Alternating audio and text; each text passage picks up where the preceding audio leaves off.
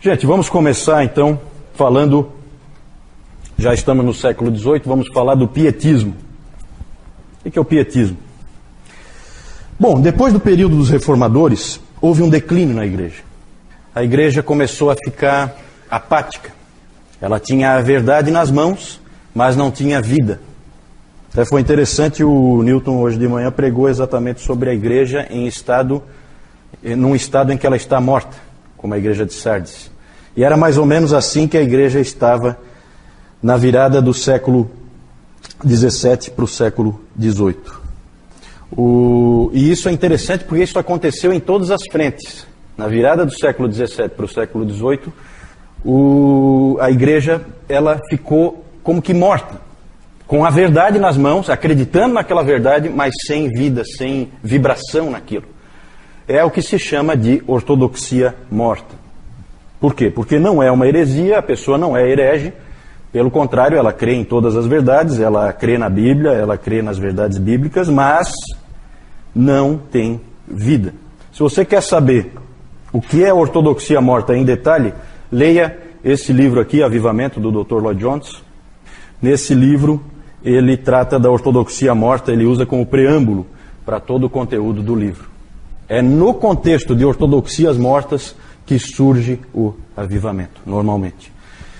E isso aconteceu, gente, exatamente quando o iluminismo e o romantismo, que nós vimos no final do domingo passado, ganhou força. Ganhou força, atacando o cristianismo,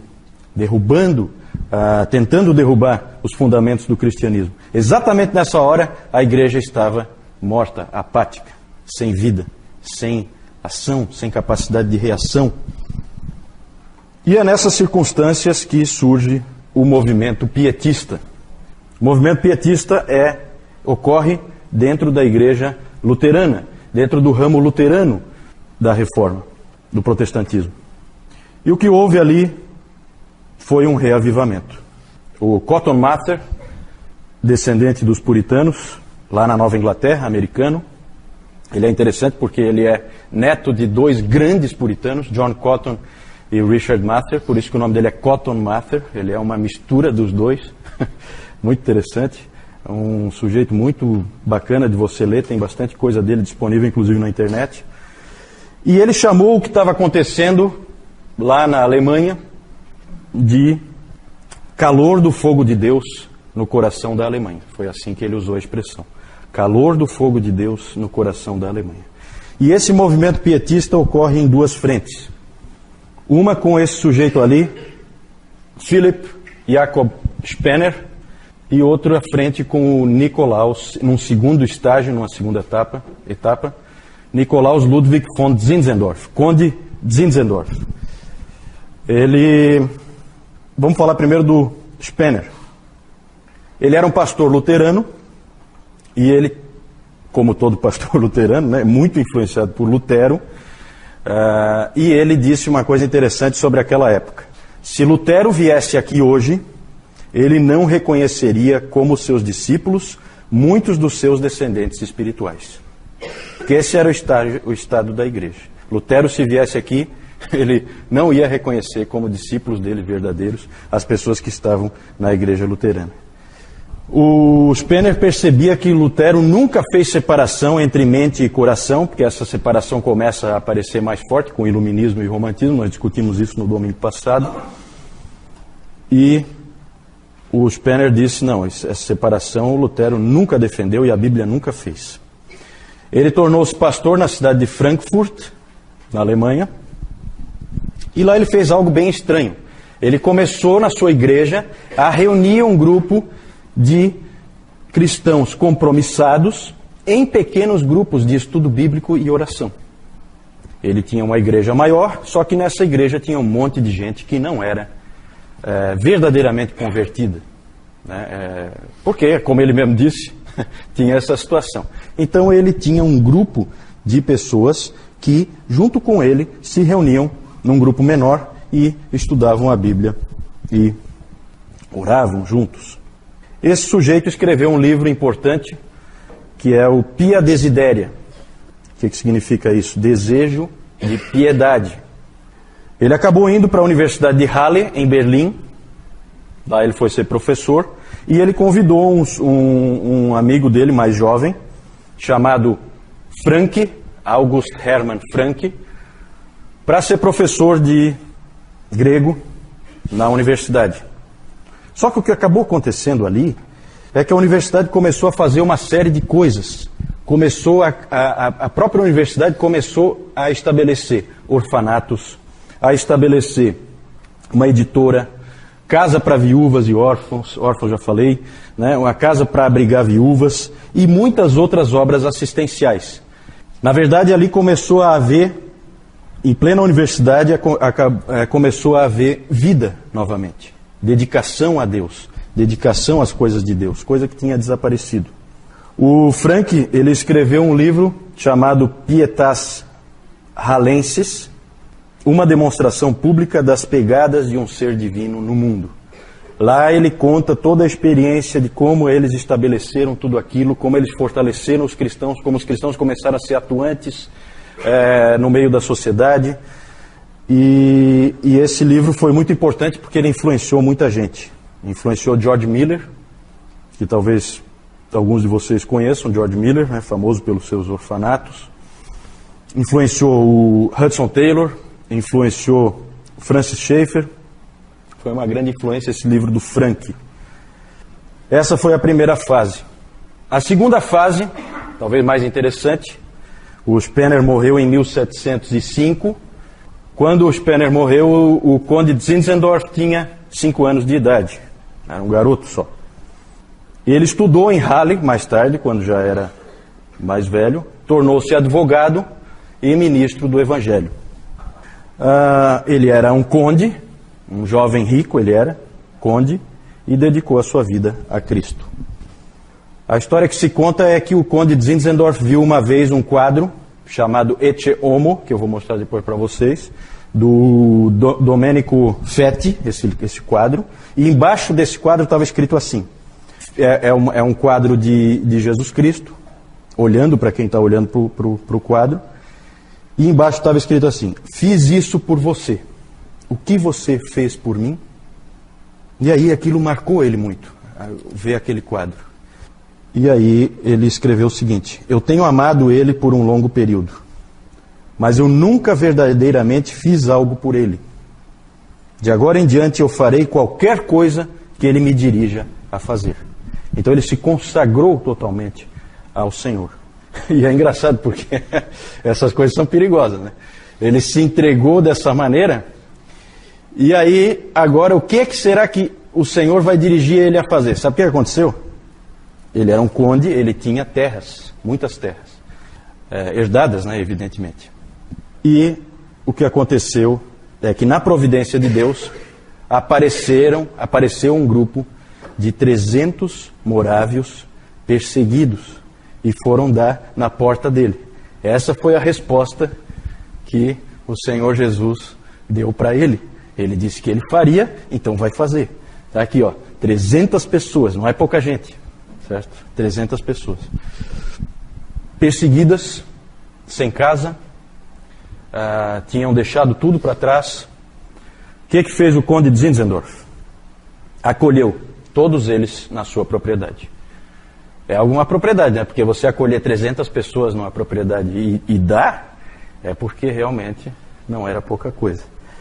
No início, houve muitos problemas, muitas dificuldades, vocês podem imaginar, não adianta idealizar 300 pessoas juntas, não é fácil, todo tipo de problema pode surgir. E ele chegou a desanimar, ficou desanimado com o que estava acontecendo e tal. Ele não sabia como cuidar daquelas 300 pessoas que estavam ali, que Deus tinha mandado aos cuidados dele. Mas isso aí a propriedade dele era em Herrnhut, e isso aí foi em 1722 que eles chegaram lá. Em 1727 aconteceu uma coisa surpreendente, é o chamado Verão de Ouro.